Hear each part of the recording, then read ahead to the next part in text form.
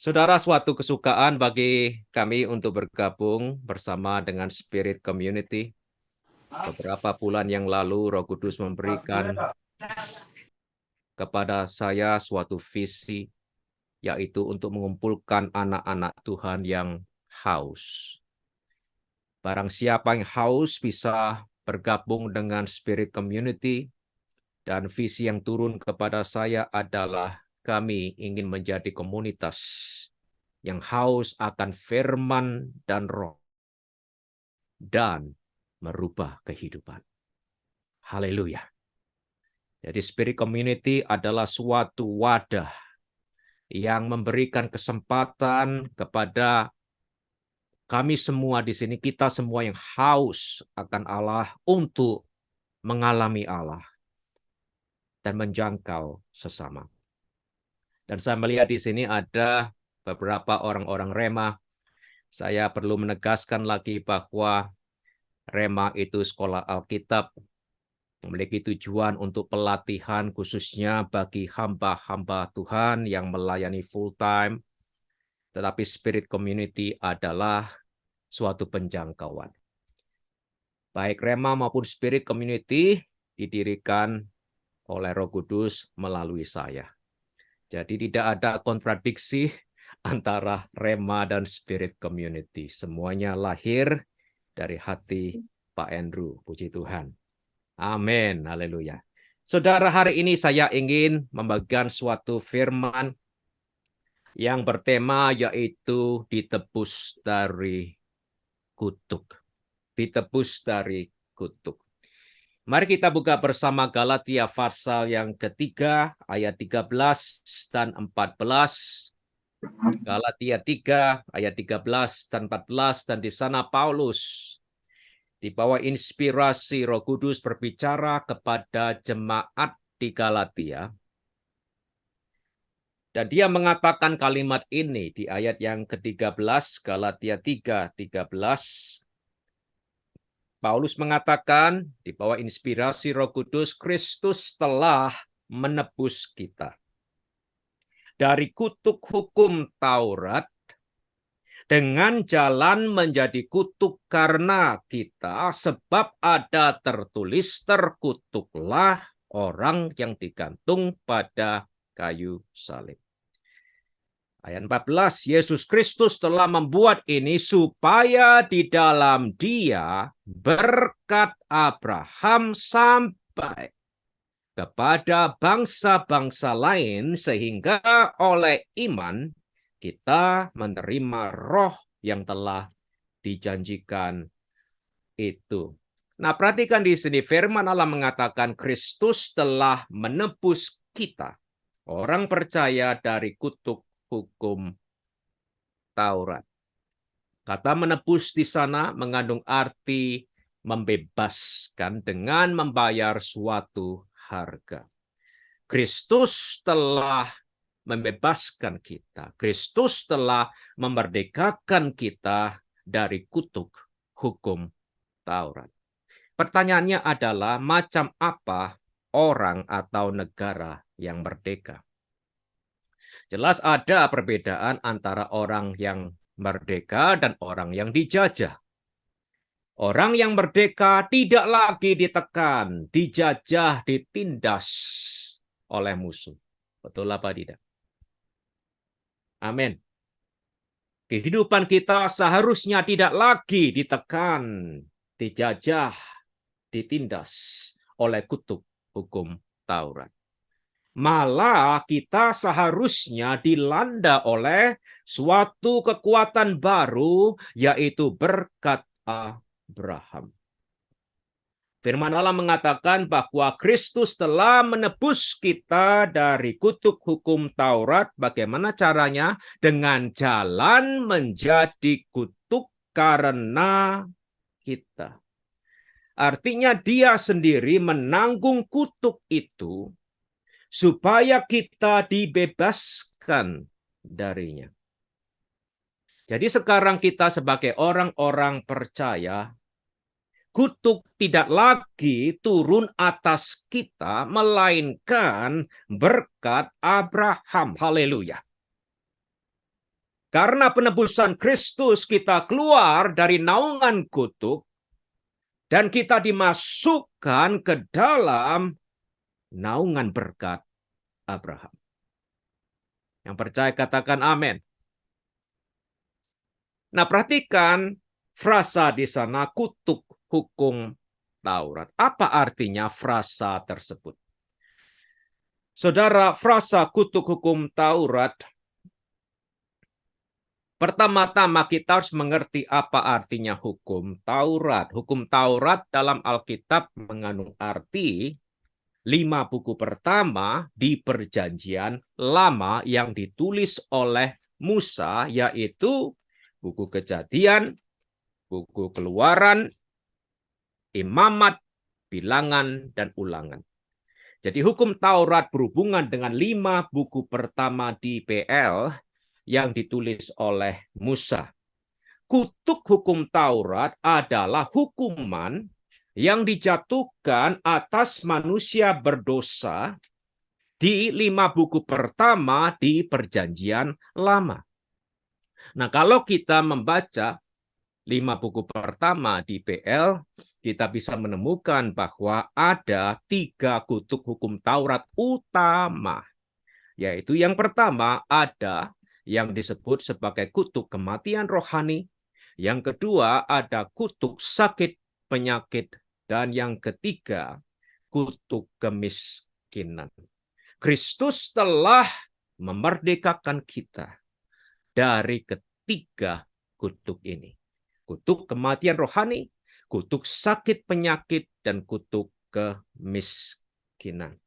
Yang pertama, mari kita lihat di sini bahwa Kristus telah menebus kita atau memerdekakan kita dari kutuk kematian rohani. Saya ajak saudara untuk buka bersama saya di Kejadian pasal yang kedua, ayat 16 dan 17. Kejadian pasal 2, ayat 16 dan 17. Perhatikan di sana firman Allah mengatakan, lalu Tuhan Allah memberi perintah ini kepada manusia, semua pohon dalam taman ini boleh kau makan buahnya dengan bebas. Ayat 17. Tetapi pohon pengetahuan tentang yang baik dan yang jahat itu janganlah kau makan buah pada hari engkau memakannya, pastilah engkau mati. Saudara, kutuk pertama atau hukuman pertama yang dijatuhkan atas manusia berdosa terdapat di ayat-ayat ini. Allah memberikan perintah kepada Adam dan Hawa bahwa mereka boleh makan dari buah dari semua pohon di Taman Eden kecuali dari pohon pengetahuan tentang yang baik dan yang jahat. Apa akibatnya kalau mereka makan? Firman Allah mengatakan, sebab pada hari engkau memakannya, pastilah engkau mati. Nah, pertanyaannya adalah ini, setelah Adam dan Hawa makan buah itu, apakah mereka mati pada hari itu juga? Jawabannya jelas tidak.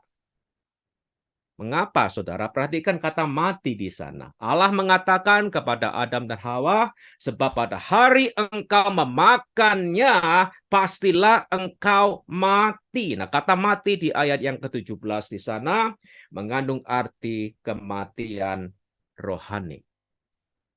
Dicatat di Alkitab bahwa Adam setelah jatuh ke dalam dosa, dia masih hidup secara jasmani lebih dari 900 tahun sebelum dia meninggal dunia. Nah, kita bisa menemukan hal ini di Kejadian pasal yang kelima. Jadi jelas kata mati di Kejadian 2:17 menunjukkan ke arti kematian rohani. Apakah kematian rohani itu? Kematian rohani dalam Alkitab mengandung arti pemisahan. Katakan pemisahan. Pemisahan dari hadirat Allah yang kudus. Manusia berontak terhadap Allah dan ia dipisahkan dari hadirat Allah karena dosanya. Kristus telah menebus kita dari kutuk kematian rohani, yaitu pemisahan dari hadirat Allah. Bagaimana? Dengan cara Kristus menanggung kematian rohani itu di atas kayu salib. Nah, sekarang mari kita ke Perjanjian Baru, Markus 15. Markus 15. Lihat di sini, saudara, apa yang terjadi pada saat Yesus ada di atas kayu salib. Markus 15 ayat 33 dan 34.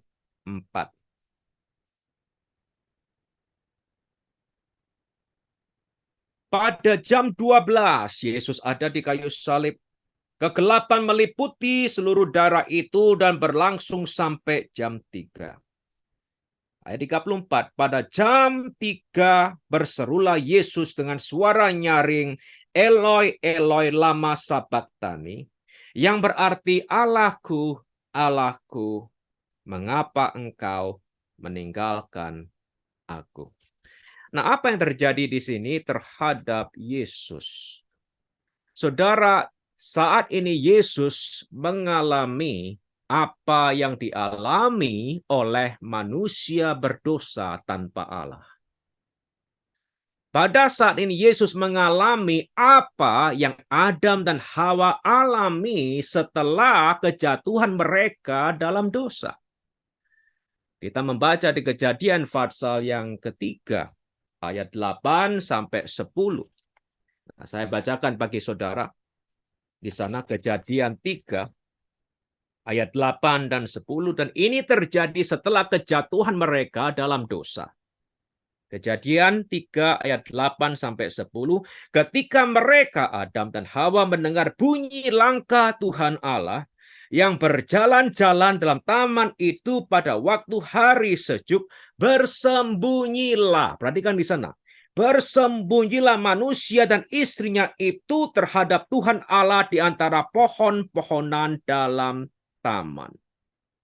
Allah mencari persekutuan bersama mereka, tapi firman Allah mengatakan, bersembunyilah manusia dan istrinya itu terhadap Tuhan Allah di antara pohon-pohonan dalam taman. Tetapi Tuhan Allah memanggil manusia itu dan berfirman kepadanya, di manakah engkau? Dan Adam menjawab, ketika aku mendengar bahwa engkau ada dalam taman ini, aku menjadi takut karena aku telanjang, sebab itu aku bersembunyi.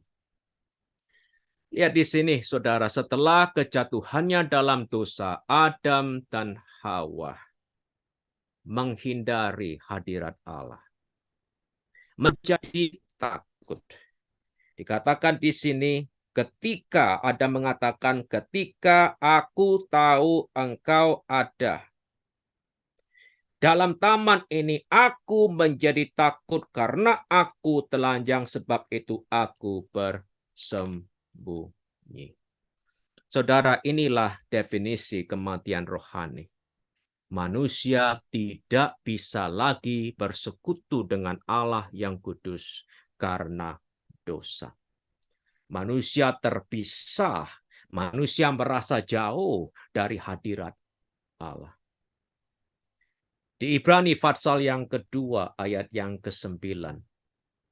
Penulis Ibrani menerangkan lebih lanjut lagi apa yang terjadi di kayu salib pada waktu Yesus menanggung dosa manusia. Bahwa Yesus mengalami maut bagi semua manusia. Nah, kita tahu kata maut di sana di Ibrani 2:9 bukan hanya kematian jasmani, tetapi juga kematian rohani. Yesus di kayu salib menanggung kutuk kematian rohani bagi kita. Yesus menjalani semuanya ini supaya kita tidak perlu menjalaninya. Haleluya. Kita telah dibebaskan dari kutuk kematian rohani. Karena Kristus kita tidak lagi terpisah dari hadirat Allah. Malah kita memiliki jalan masuk kepada Bapa. Efesus pasal 2 ayat yang ke-18. Di Yakobus pasal 4 ayat yang ke-8, firman Allah mengatakan, mendekatlah kepada Allah, maka ia akan mendekat kepadamu. Ibrani 4:16 kita membaca suatu undangan bagi kita untuk mendekati tahta kasih karunia dengan penuh keberanian. Haleluya. Mengapa? Karena kutuk kematian rohani sudah diangkat dari kita. Hari ini intimasi dengan Allah adalah milik kita semua. Amin. Yesus telah menanggung kutuk ini supaya apa? Kita bersekutu dengan Allah yang hidup. Akses sudah tersedia bagi kita untuk bersekutu dengan Allah kita. Karena Kristus telah menanggung kutuk kematian rohani di atas kayu salib bagi kita semua. Jadi hari ini ada kemungkinan bagi setiap anak-anak Allah untuk mengalami intimasi dengan Allah. Jadi saya mengajak teman-teman di sini, ayo mendekatlah kepada Allah. Amin. Hampiri tata kasih karunia dengan penuh keberanian. Haleluya. Karena apa? Jalan masuk sudah diberikan kepada saudara dan saya. Efesus 2:18. Amin. Jalan sudah dibukakan. Mengapa kita harus berdiri jauh? Mengapa kita harus berdiri di luar? Silakan masuk. Roh Kudus mengatakan, dan alami hadirat Allah bagi dirimu sendiri. Jadi yang pertama kita melihat di sini, Kristus telah menebus kita dari kutuk kematian rohani. Supaya setiap kita bisa beroleh akses masuk ke dalam hadirat Allah, bersekutu dengan Dia siang dan malam. Dan untuk selama-lamanya. Haleluya. Amin. Yang kedua, firman Allah mengatakan di Galatia tadi, Kristus telah menebus kita dari kutuk hukum Taurat. Kutuk hukum Taurat adalah hukuman. Tadi saya katakan yang dijatuhkan atas orang berdosa. Yaitu hukuman yang terdapat di 5 buku pertama di PL. Hukuman yang pertama yang kita lihat tadi adalah kematian rohani. Kutuk hukum Taurat yang kedua yang kita bisa lihat di 5 buku pertama di Alkitab kita adalah kutuk sakit, penyakit. Nah, sekarang mari kita buka Ulangan 28. Ulangan 28 kita akan membaca beberapa ayat di sana. Saudara akan melihat kebenaran ini. Ulangan 28 ayat yang ke-15 dulu. Ayat yang ke-15 dulu. Nah, perikop ini Ulangan 28 kita melihat daftar berkat, setelah itu kutuk. Nah, kita lihat sekarang ayat yang ke-15. Firman Allah mengatakan, Ulangan 28 ayat 15, tetapi jika engkau tidak mendengarkan suara Tuhan Allahmu dan tidak melakukan dengan setia segala perintah dan ketetapannya yang kusampaikan kepadamu pada hari ini, maka segala kutuk ini akan datang kepadamu dan mencapai engkau. Setelah itu kita membaca kutuk-kutuknya seperti apa. Nah, perhatikan, kita lompat ke ayat yang ke-21. Tuhan akan melekatkan penyakit sampar kepadamu sampai dihabiskannya engkau dari tanah kemana engkau pergi untuk mendudukinya. Sekarang kita lompat lagi ke ayat 27 dan 28. Tuhan akan menghajar engkau dengan barah Mesir, dengan borok, dengan kedal dan kudis, yang daripadanya engkau tidak dapat sembuh. 28, Tuhan akan menghajar engkau dengan kegilaan, kebutaan, dan kehilangan akal. Nah, kita turun ke ayat 35. Tuhan akan mengajar engkau dengan bara jahat yang daripadanya engkau tidak dapat sembuh pada lutut dan pahamu akan dari telapak kakimu sampai kepada batu kepalamu. Nah, sekarang kita turun ke ayat 58 sampai 61. Jika engkau tidak melakukan dengan setia segala perkataan hukum Taurat yang tertulis dalam kitab ini, engkau tidak takut akan nama yang mulia dan dahsyat ini, yakni akan Tuhan Allahmu, maka Tuhan akan menimpakan pukulan-pukulan yang ajaib kepadamu dan kepada keturunanmu, yakni pukulan-pukulan yang keras lagi lama, penyakit-penyakit yang jahat lagi lama. Ia akan mendatangkan pula segala wabah Mesir yang kau takuti itu kepadamu, sehingga semuanya itu melekat kepadamu. Nah, perhatikan ayat yang ke-61 di sana. Juga berbagai-bagai penyakit dan pukulan yang tidak tertulis dalam kitab Taurat ini akan ditimbulkan Tuhan menimpa engkau sampai engkau punah. Nah, kesimpulannya adalah ini, saudara. Salah satu dari kutuk hukum Taurat yang turun atas manusia berdosa adalah kutuk sakit penyakit. Bahkan di ayat yang ke-61 dikatakan di sana bahwa segala sakit penyakit yang tidak ditulis dalam kitab hukum Taurat adalah kutuk, bukan berkat. Nah, sebelum saya menerangkan apa yang disebut yang kita baca di sini, kita banyak membaca tadi statement yang mengatakan Tuhan yang menimpakan, Tuhan yang menghajar kita dengan sakit penyakit. Kita harus mengerti, saudara, pada saat kita menemukan statement seperti ini, khususnya di dalam Perjanjian Lama, statement-statement seperti ini mengandung arti Tuhan membolehkan. Tuhan mengizinkan, bukan menyebabkan. Tuhan mengizinkan karena manusia membuka celah karena dosa. Bersama saya di sini. Jadi Tuhan membolehkan karena manusia membuka celah karena dosa. Tuhan bukan menyebabkan hal ini terjadi. Tuhan bukanlah pencipta dan pemberi sakit penyakit, sama hanya Tuhan bukanlah pencipta dan pemberi dosa. Kutuk sakit penyakit turun atas manusia berdosa karena dosanya. Tetapi Galatia 3:13 mengatakan Kristus telah menebus kita dari kutuk sakit penyakit. Nah, ini bukan berarti kalau kita sakit hari ini kita pasti berdosa. Tidak. Yang saya katakan adalah kutuk sakit penyakit itu melanda dunia ini karena adanya dosa. Jadi apa yang kita lihat di sini? Yesus di atas kayu salib, dia menanggung kutuk sakit penyakit ini. Yesaya 53. Mari kita buka di sana. Ayat 4 dan 5. Yesaya 53 berbicara tentang karya penebusan Kristus di atas kayu salib.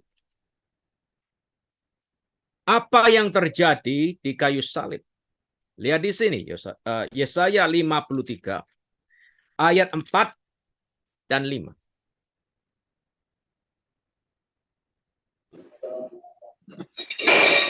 Yesaya 53, ayat 4 dan 5.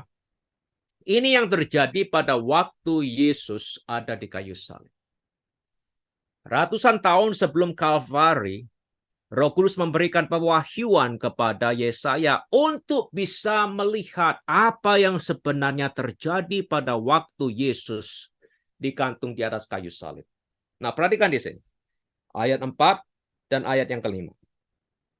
Tetapi sesungguhnya penyakit kitalah yang ditanggungnya. Amin. Dan kesengsaraan kita yang dipikul.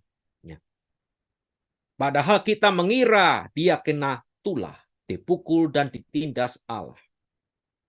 Tetapi dia tertikam oleh karena pemberontakan kita, diremukkan oleh karena kejahatan kita.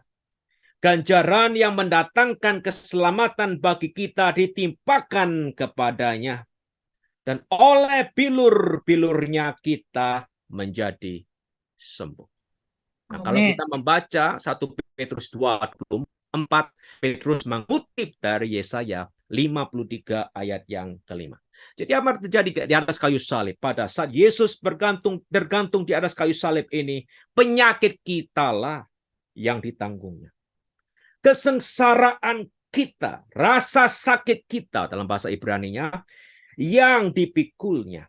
Padahal kita mengira dia kena tulah, dipukul dan ditindas Allah. Setelah itu kita membaca, oleh bilur-bilurnya kita menjadi sembuh. Apa yang kita baca di sini? Yesus telah menanggung kutuk sakit penyakit bagi kita di atas kayu salib. Nah, saya mau tanya kepada saudara, kalau Yesus telah menanggung sakit penyakit kita, perlukah kita menanggungnya lagi? Tidakkah kita hari ini bisa memperoleh kesembuhan? Haleluya. Nah, di ayat yang ke-12, Yesaya 53 ayat 12, saya akan bacakan bagi saudara. Sebab itu aku akan membagikan kepadanya orang-orang besar sebagai rampasan. Ia akan memperoleh orang-orang kuat sebagai jarahan, yaitu sebagai ganti karena ia telah menyerahkan nyawanya ke dalam maut. Karena ia terhitung di antara pemberontak. Sekalipun ia menanggung dosa banyak orang dan berdoa untuk pemberontak. Saudara, di ayat yang ke-12 kita menemukan bahwa Yesus juga menanggung dosa banyak orang pada waktu dia ada di kayu salib. Nah, pertanyaannya adalah ini. Kalau Yesus telah menanggung, perlukah kita menanggungnya sendiri? Jelas jawabannya adalah tidak perlu lagi, bahkan hari ini kita bisa memperoleh pengampunan. Haleluya. Amin. Kristus telah menebus kita dari kutuk sakit penyakit. Dia menanggung sakit penyakit kita di atas kayu salib. Kalau dia telah menanggungnya, kita tidak perlu menanggung sakit penyakit hari ini. Artinya hari ini ada kesempatan bagi kita semua untuk menerima kesembuhan. Haleluya. Jadi yang kedua kita melihat di sini bukan hanya Kristus telah menebus kita dari kutuk kematian rohani, tetapi di atas kayu salib dia juga telah menanggung kutuk sakit penyakit bagi kita.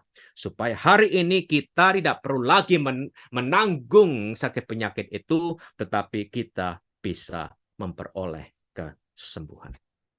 Yang percaya katakan amin. Haleluya. Amin. Yang ketiga, saya berbicara mengenai Kristus telah menebus kita dari kutuk hukum Taurat. Tadi saya katakan ada 3 kutuk hukum Taurat utama. Di 5 buku pertama Perjanjian Lama, yang pertama ada kutuk kematian rohani, yang kedua ada kutuk sakit penyakit, yang ketiga ada kutuk kemiskinan. Kristus juga telah menebus kita dari kutuk kemiskinan.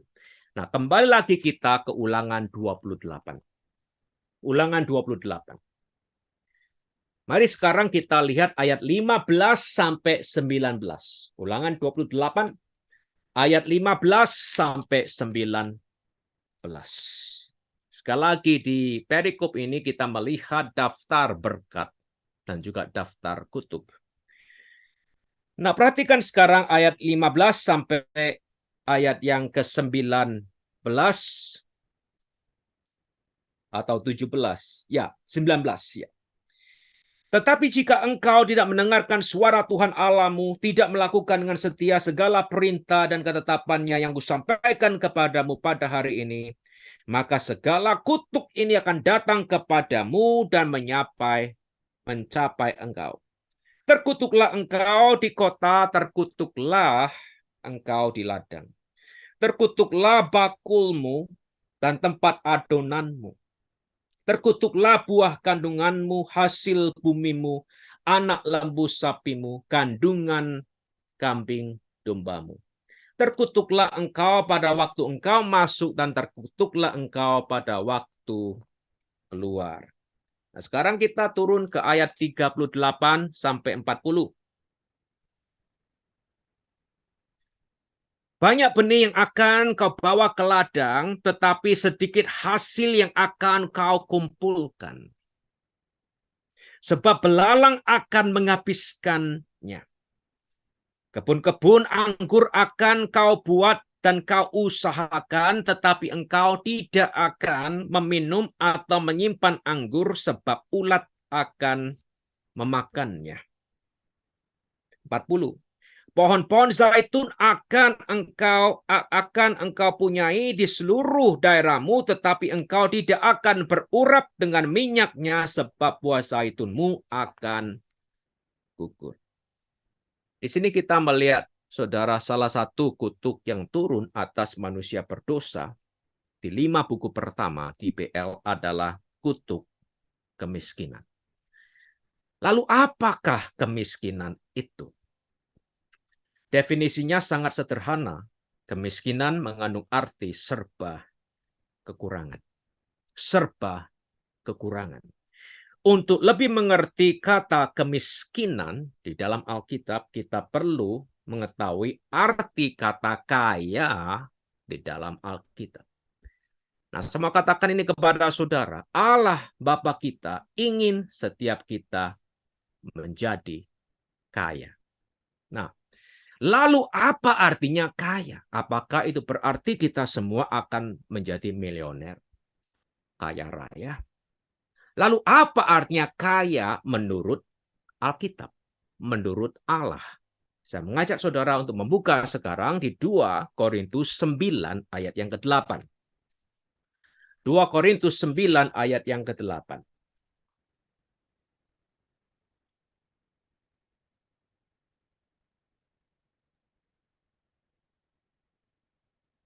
Saudara, di ayat ini, kalau kita melihat perikopnya, Paulus berbicara mengenai materi, mengenai uang. Dan di ayat ini, di 2 Korintus pasal 9 ayat yang ke-8, kita menemukan definisi kaya atau definisi kemakmuran yang alkitabiah.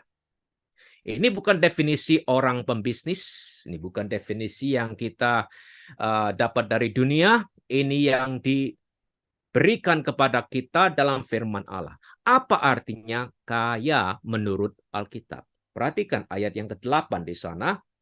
Dan Allah sanggup, haleluya, melimpahkan segala kasih karunia kepada kamu, supaya kamu senantiasa, katakan senantiasa. Artinya terus meneruskan, setiap hari, senantiasa apa? Berkecukupan. Haleluya. Di dalam segala berkecukupan, di dalam segala sesuatu, dan perhatikan kalimat selanjutnya, dan malah berkelebihan di dalam pelbagai kebajikan. Ini definisi yang luar biasa mengenai apa artinya makmur di hadapan Allah. Yang pertama, kita senantiasa berkecukupan. Amin. Siang dan malam, setiap hari berkecukupan. Filipi pasal 4 ayat yang ke-19, Paulus berbicara kepada jemaat di Filipi, dan dia mengatakan, Allahku akan memenuhi segala keperluanmu menurut kekayaan dan kemuliaannya dalam Kristus Yesus. Jadi yang pertama, makmur dalam Alkitab mengandung arti senantiasa berkecukupan. Haleluya.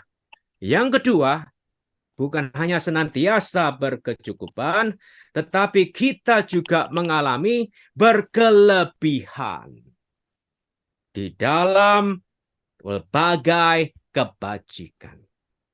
Haleluya. Senantiasa berkecukupan dan mengalami kelebihan di dalam kebajikan. Jadi kita melihat di sini makmur dalam firman Allah mengandung arti bahwa kehidupan pribadi kita serba cukup. Haleluya. Amin. Malah ada sisa untuk diberikan kepada orang lain. Jadi bukan hanya kebutuhan kita pribadi dipenuhi oleh Tuhan, tetapi kita punya lebih untuk menjadi berkat bagi orang-orang yang memerlukannya. Haleluya. Kristus telah menebus kita dari kutuk kemiskinan. Apa yang terjadi di atas kayu salib?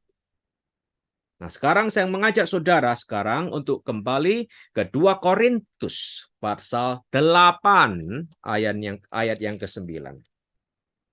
2 Korintus 8 ayat yang ke-9.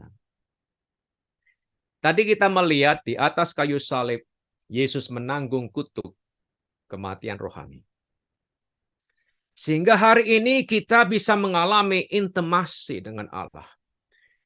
Sehingga hari ini kita bisa menikmati hadirat Roh Kudus siang dan malam setiap hari. Haleluya.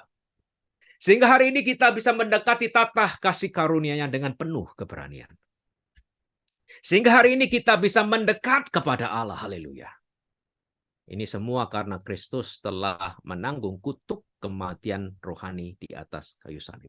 Yang kedua, tadi kita sudah melihat Kristus juga menanggung kutuk sakit penyakit.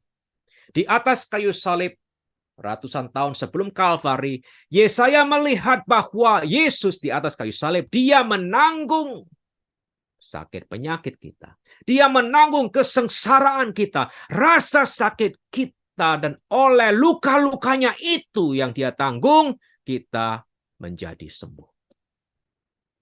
Amin. Dan di sini, saudara, di 2 Korintus pasal 8 ayat yang ke-9. Paulus mendapatkan pewahyuan di sini mengenai apa yang terjadi pada waktu Yesus ada di kayu salib. Nah, perhatikan di sana. 2 Korintus 8 ayat yang ke-9. Karena kamu telah mengenal kasih karunia Tuhan kita Yesus Kristus, bahwa Ia yang oleh karena kamu menjadi miskin, sekalipun Ia kaya, supaya kamu, nah perhatikan di sana, supaya apa? Supaya kamu menjadi kaya oleh karena kemiskinannya. Ini luar biasa. Sekali lagi konteks berbicara mengenai materi, mengenai pelayanan kasih, mengenai uang. Alkitab mengatakan ini yang terjadi pada waktu Yesus ada di kayu salib. Ia yang oleh karena kamu menjadi miskin materi, sekalipun ia kaya, supaya kamu menjadi kaya oleh karena kemiskinannya. Saudara, kita harus mengerti bahwa kata miskin di sini tidak berhubungan dengan miskin rohani. Karena Yesus adalah 100% anak Allah, dia 100% manusia, tidak mungkin dia mengalami miskin rohani. Alkitab juga mengatakan sebagai anak manusia, Yesus melayani, diurapi oleh Roh Kudus tanpa batas. Jadi tidak ada kekurangan rohani dalam Yesus sama sekali. Jadi kata miskin di sini tidak berhubungan dengan miskin rohani. Kristus menjadi miskin secara materi, di harta, haleluya. Pada saat dia turun menjadi manusia dalam inkarnasinya, apalagi pada waktu dia disalibkan di atas kayu salib, dia menjadi sangat miskin. Nah, kalau kita membaca sejarah, kita tahu bahwa orang-orang Roma menyalibkan orang-orang tahanan ini di atas kayu salib dalam keadaan telanjang. Jadi pada waktu Yesus disalibkan di Kalvari, dia miskin di harta. Dia tidak memiliki apa-apa bersamanya. Supaya apa? Supaya di dalamnya, bagi kita yang percaya kepadanya, kita diberkati secara materi. Haleluya. Dikatakan di sini, supaya kamu. Nah, kata kamu di sana jelas kata plural dalam bahasa aslinya. Dan Paulus berbicara kepada jemaat di Korintus. Dan Paulus mengatakan supaya kamu semua, bukan hanya satu orang, dua orang, tiga orang. Kamu semua menjadi kaya materi oleh karena kemiskinannya. Haleluya. Amin. Jadi dia menanggung kemiskinan materi ini di atas kayu salib supaya kita menjadi kaya secara materi. Sekali lagi saya perlu ingatkan bahwa kaya dalam Alkitab tidak berarti kita semuanya bilioner, milioner. Tidak. Yang dimaksudkan tadi baru saja kita katakan di 2 Korintus pasal yang ke-9 ayat yang ke-8. Serba kecukupan. Dan pada saat yang sama kita punya kelebihan untuk menjadi berkat bagi banyak orang. Itu artinya kaya dalam Alkitab. Haleluya. Jadi apa yang kita lihat di sini? Kristus adalah pengganti kita. Di atas kayu salib artinya dia telah mengambil tempat saudara. Dia telah mengambil tempat saya di kayu salib menjadi kutuk demi kita semua. Haleluya. Dia yang kaya. Alkitab mengatakan jelas Yesus itu kaya secara materi sebelum inkarnasinya. Karena dia yang memiliki langit, bumi, dan segala isinya, puji Tuhan. Dia yang memiliki segala perak dan emas di bumi ini. Dan dia rela menjadi miskin pada waktu dia menjadi manusia dalam inkarnasinya. Dan dia rela menjadi miskin pada saat dia ada di kayu salib. Bahkan miskin sama sekali. Tidak punya apa-apa. Bahkan dia menanggung kutuk kemiskinan itu bagi kita semua. Supaya apa? Supaya kita menjadi kaya oleh karena kemiskinannya. Haleluya. Hari ini, saudara, saya ingin memberi semangat kepada saudara di sini. Saudara dan saya sebagai orang-orang yang telah percaya kepada Yesus Kristus, anak-anak Allah, kita telah ditebus oleh Kristus dari kutuk hukum Taurat. Kutuk hukum Taurat itu apa saja? 3 kutuk hukum Taurat yang utama. Kutuk kematian rohani, kutuk sakit penyakit, dan kutuk kemiskinan. Supaya apa? Supaya hari ini berkat Abraham sampai ke kita. Nah, apa artinya berkat Abraham? Kita hanya perlu membaca Alkitab tentang Abraham. Yang pertama, kalau kita membaca cerita tentang Abraham di Alkitab, yang pertama kita tahu Abraham itu serba kecukupan di dalam kehidupan pribadi. Dan yang kedua, kita menemukan Abraham ini menikmati panjang umur, kesehatan. Dan yang ketiga, kita melihat Abraham menikmati kemakmuran. Lebih dari cukup dalam kehidupannya. Abraham bersekutu juga dengan Allah. Malah dikatakan dalam Alkitab, Abraham adalah teman atau sahabat Allah. Haleluya. Jadi saya sampaikan pada saudara hari ini, saudara telah ditebus dari kutuk hukum Taurat. Amin. Telah ditebus dari kutuk kematian rohani. Hari ini saudara punya akses mendekat kepada Allah, bersekutu dengan Allah. Jangan berdiri jauh-jauh, mendekatlah. Mendekatlah. Amin. Haleluya. Amin. Yang kedua, ada kesembuhan. Yes. Sakit penyakitmu, sakit penyakitku sudah ditanggung oleh Yesus di atas kayu salib. Supaya kita hari ini bisa memperoleh kesembuhan darinya. Hari ini kita menerima kesembuhan. Yang ketiga, kutuk kemiskinan. Ditanggungnya di atas kayu salib supaya oleh kemiskinannya Alkitab mengatakan kita menjadi kaya. Dalam arti serba kecukupan, dalam arti kita punya lebih, menjadi berkat bagi banyak orang di sekitar kita. Haleluya. Puji Tuhan.